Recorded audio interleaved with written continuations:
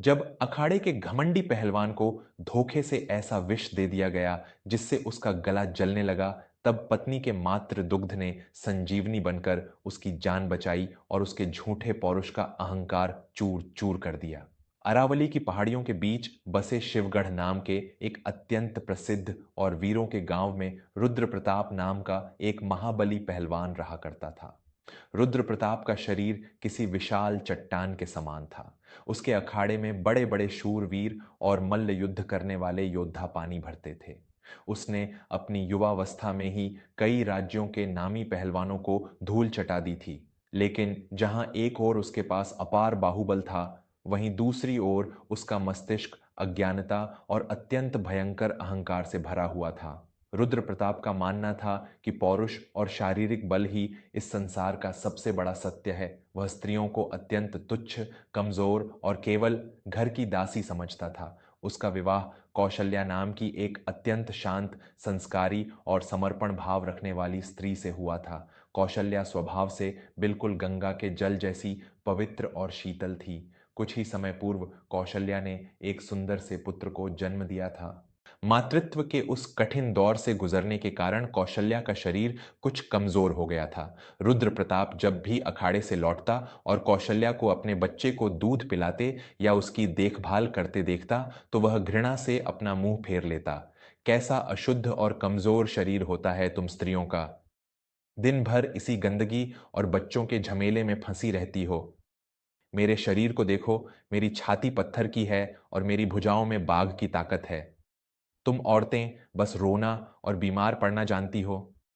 मेरे कक्ष में यह सब मत किया करो कौशल्या। मुझे स्त्रियों के इस कमजोर रूप से चिढ़ होती है। कौशल्या अपने पति के इन तीखे और अपमानजनक शब्दों को सुनकर अपने आंसू पी जाती।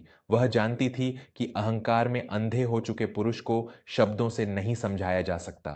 वह बस चुपचाप अपने पति की सेवा करती और ईश्वर से उसे सद्बुद्धि देने की प्रार्थना करती। एक दिन शिवगढ़ में एक बहुत बड़े कुश्ती के दंगल का आयोजन हुआ। आसपास के कई गांवों के पहलवान वहां आए थे। उसी दंगल में कर्कश सिंह नाम का एक अत्यंत क्रूर और कपटी पहलवान भी आया था। कर्कश सिंह जानता था कि वह बल में रुद्र प्रताप को कभी नहीं हरा सकता, इसलिए उसने छल का सहारा लिया। कुश्ती शुरू होने से ठीक पहले कर्कश सिंह ने अपने हाथों और नाखूनों पर एक अत्यंत घातक और पारदर्शी अग्निविष लगा लिया। जब दोनों के बीच भयंकर मल्ल युद्ध शुरू हुआ, तो कर्कश सिंह ने चालाकी से अपने विषैले नाखून रुद्र प्रताप के सीने और गर्दन पर गड़ा दिए। कुश्ती तो रुद्र प्रताप ने जीत ली, लेकिन वह विष उसके रक्त और उसकी श्वास नली के रास्ते उसके भीतर प्रवेश कर गया। उस रात जब रुद्र प्रताप अपने घर लौटा, तो अचानक उसके गले और पेट में भयंकर आग लग गई। उसे ऐसा महसूस हुआ जैसे किसी ने उसके पेट में दहकते हुए अंगारे डाल दिए हों। वह जमीन पर गिरकर तड़पने लगा और उसके मुख से रक्त की उल्टियां होने लगीं। कौशल्या यह देखकर घबरा गई और उसने तुरंत गांव के सबसे वयोवृद्ध और सिद्ध वैद्य हरिदास जी को बुलवाया। वैद्य हरिदास जी ने रुद्र प्रताप की नाड़ी जांची और उनका चेहरा चिंता से पीला पड़ गया। कौशल्या बेटी, किसी दुष्ट ने रुद्र प्रताप के रक्त में अग्निविष मिला दिया है। इस विष ने इसकी भोजन नली और आंतों को पूरी तरह से जला दिया है। अब यह साधारण जल या गाय का दूध भी नहीं पचा सकता। जो भी अन्न या जल इसके गले से नीचे जाएगा, वह तेजाब बनकर इसे अंदर से चीर देगा। इसका शरीर भीतर से राख हो रहा है। कौशल्या रोते हुए वैद्य जी के पैरों में गिर पड़ी। मेरे सुहाग की रक्षा कीजिए वैद्य जी। क्या इस संसार में ऐसी कोई औषधि नहीं जो इन्हें बचा सके।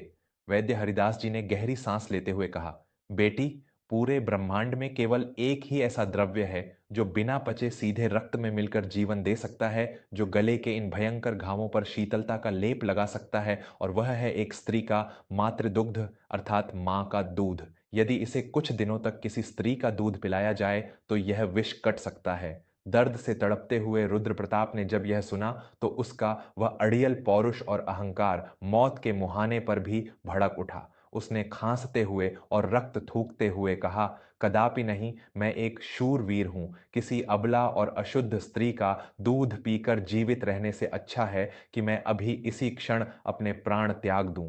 मेरा यह वज्र जैसा शरीर किसी औरत के कमजोर दूध का मोहताज नहीं है। मुझे कोई और औषधि दीजिए वैद्य जी, अन्यथा मुझे मरने दीजिए। मेरे आत्मीय श्रोताओं, मैं आपका अपना विवेक वर्मा।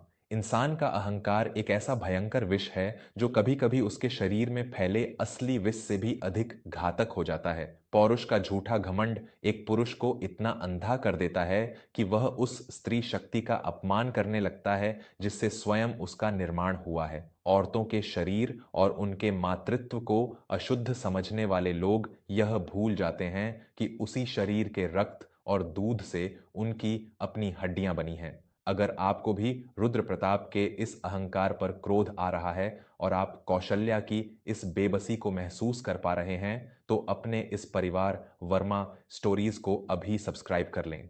आपका एक सब्सक्राइब और आपका जुड़ना मुझे यह विश्वास दिलाता है कि आज भी हमारे समाज में नारी के सच्चे रूप और उसकी पवित्रता का सम्मान करने वाले लोग मौजूद हैं। कृपया अपना स्नेह दें और अभी सब्सक्राइब का बटन दबाकर हमारे इस सफर के साथी बने। चलिए देखते हैं कि कौशल्या अपने मरते हुए अहंकारी पति को कैसे बचाती है। रुद्र प्रताप की यह जिद सुनकर वैद्य हरिदास जी निराश होकर लौट गए। रात गहराने लगी थी और रुद्र प्रताप की श्वास उखड़ने लगी थी। वह दर्द से बेहोश हो चुका था। कौशल्या अपने पति को इस तरह तिल तिल कर मरते हुए नहीं देख सकती थी। उसने निर्णय लिया कि चाहे उसे कोई भी पाप क्यों न लगे, चाहे उसका पति उसे बाद में ठुकरा ही क्यों न दे, लेकिन वह अपने सुहाग को मरने नहीं देगी। कौशल्या ने एक अत्यंत गुप्त योजना बनाई। उसने तुलसी, नीम और कुछ ठंडी पहाड़ी जड्डी बूटियों को पीसकर एक हरा रस तैयार किया। फिर उसने एकांत में अपने स्तनों से अपना मातृ दुग्ध निकाला और उस हरे रस में मिला दिया। जड़ी बूटियों के कारण उस दूध का रंग हरा हो गया और उसकी गंध भी बदल गई। कौशल्या वह कटोरी लेकर रुद्र प्रताप के पास गई और उसके सूखे हुए होठों पर उस द्रव की कुछ बूंदें डालीं। अचेत अवस्था में भी जैसे ही वह अमृत रुद्र प्रताप के जले हुए गले से नीचे उतरा, उसके शरीर में एक अजीब सी शीतलता दौड़ गई। कौशल्या ने उसे उठाया और कहा, स्वामी, इसे पी लीजिए। वैद्य हरिदास जी ने हिमालय से एक सन्यासी को बुलवाया था। यह उसी सन्यासी द्वारा दी गई एक दुर्लभ और चमत्कारी जड़ी बूटी का रस है। रुद्र प्रताप ने बिना कोई प्रश्न किए वह हरा रस पी लिया। उस मातृ दुग्ध ने अपना अलौकिक कार्य करना शुरू कर दिया। जो घाव किसी भी औषधि से नहीं भर रहे थे, वे उस स्त्री के अमृत से रातों रात सूखने लगे। अगले कई दिनों तक कौशल्या अपनी रातों की नींद और अपने शरीर की परवाह किए बिना अपना रक्त सुखाकर वह दुग्ध निकालती और उसे जड़ी बूटी का रस बताकर अपने पति को पिलाती रही। रुद्र प्रताप के शरीर का विष धीरे धीरे पूरी तरह से समाप्त हो गया। 15 दिनों के भीतर ही वह बिस्तर से उठकर खड़ा हो गया और उसके शरीर में फिर से वही पुरानी ताकत लौटने लगी। एक दिन रुद्र प्रताप अपने आंगन में खड़े होकर अपनी छाती और भुजाओं को निहार रहा था। उसका अहंकार फिर से लौट आया था। उसने हंसते हुए कौशल्या से कहा, देखा कौशल्या, मेरा शरीर और मेरा पौरुष कितना बलवान है। कर्कश सिंह का वह भयंकर विष भी मेरा कुछ नहीं बिगाड़ सका। यह मेरे शरीर की अंदरूनी ताकत थी जिसने उस जड़ी बूटी के साथ मिलकर मृत्यु को हरा दिया। तुम स्त्रियों का कमजोर शरीर होता तो अब तक राख बन चुका होता। कौशल्या ने केवल एक शांत मुस्कान दी और अपने आंसू छिपाते हुए वहां से चली गई। उसने कभी अपनी महानता का बखान नहीं किया। प्यारे दोस्तों, एक स्त्री का हृदय समुद्र से भी अधिक गहरा होता है। वह अपना सर्वस्व लुटाकर, अपने शरीर को गलाकर भी अपने परिवार की रक्षा करती है और बदले में वह कोई श्रेय या कोई प्रशंसा नहीं मांगती। जब एक पुरुष अपनी सफलता और अपने बल पर अहंकार कर रहा होता है, तो वह अक्सर उस स्त्री के मौन त्याग को भूल जाता है जो उसके पीछे एक ढाल बनकर खड़ी होती है। क्या आपने कभी अपने घर की स्त्रियों के इस मूक बलिदान को महसूस किया है? अगर कौशल्या के इस निस्वार्थ प्रेम ने आपके हृदय के किसी तार को गहराई से छुआ है, तो इस वीडियो को बीच में छोड़कर न जाएं। अपने सच्चे भावों के साथ अभी वर्मा स्टोरीज चैनल को सब्सक्राइब कर लें। आपका जुड़ना ही हमारे लिए सबसे बड़ी प्रेरणा है। आइए कहानी के उस चरम बिंदु पर चलते हैं जहां रुद्र प्रताप के जीवन का सबसे बड़ा सच उसके सामने आता है और उसका घमंड मिट्टी में मिल जाता है। एक सुबह रुद्र प्रताप की नींद बहुत जल्दी खुल गई। उसे प्यास लगी थी। जब वह पानी लेने के लिए रसोई की ओर गया तो उसने जो दृश्य देखा उससे उसके पैरों तले जमीन खिसक गई और उसकी सांसें वहीं रुक गईं। रसोई के एक अंधेरे कोने में कौशल्या बैठी हुई थी। वह एक कटोरी में अपना मातृ दुग्ध निकाल रही थी और उसके बाद उसने उसमें तुलसी और नीम का वह हरा रस मिलाया। रुद्र प्रताप का पूरा शरीर क्रोध, आश्चर्य और भयंकर सदमे से कांपने लगा। वह एक झटके में रसोई के अंदर गया और उसने वह कटोरी कौशल्या के हाथों से छीनकर जमीन पर फेंक दी। यह क्या है कौशल्या? तूने मुझे यह अशुद्ध चीज पिलाई। तूने मेरे पौरुष, मेरे धर्म और मेरी वीरता को कलंकित कर दिया। मैं तो समझता था कि वह हिमालय की जड़ी बूटी है। तूने छल से मुझे एक कमजोर औरत का दूध पिलाकर मुझे भ्रष्ट कर दिया। रुद्र प्रताप क्रोध में दहाड़ रहा था और उसने कौशल्या पर हाथ उठाने के लिए अपना हाथ हवा में उठा लिया, लेकिन तभी पीछे से एक कड़कदार और अत्यंत क्रोधित आवाज गूंजी। रुक जा मूर्ख रुद्र प्रताप, अगर आज तूने इस देवी पर हाथ उठाया तो मैं तुझे इसी क्षण भस्म कर दूंगा। रुद्र प्रताप ने मुड़कर देखा। दरवाजे पर वैद्य हरिदास जी खड़े थे। उनका चेहरा क्रोध से तमतमा रहा था। वैद्य जी ने रुद्र प्रताप के पास आकर उसे जोर से पीछे धकेला और अत्यंत तीखे शब्दों में उसका वह अंधा अहंकार तोड़ना शुरू किया।